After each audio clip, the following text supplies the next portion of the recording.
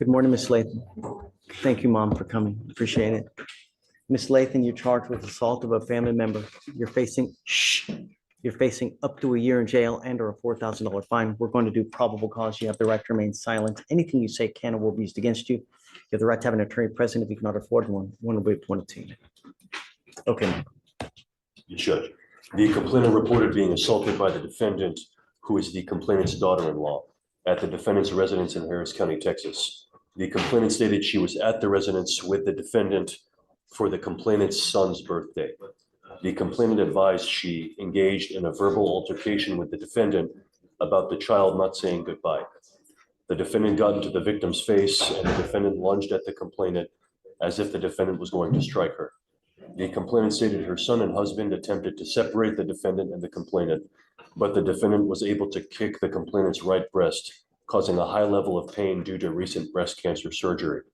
The complainant stated the defendant yelled, quote, "I will fuck you up," as she was pulled away. The defendant stated they had a get together for the defendant's husband. The complainant became upset during that conversation, and the complainant was slamming doors, yelling and getting in the complainant's face, but did not kick the complainant as she was 9 months pregnant.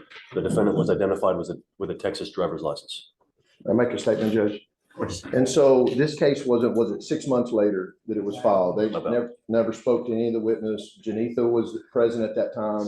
Terrell, who's a bailiff upstairs, was present at that time, which is Jillian's husband. He didn't want to go through the whole IED deal and give a statement just yet. But I did provide a witness statement from Janitha where she was there. She was 9 months pregnant at the time, Judge. She had her baby a week later.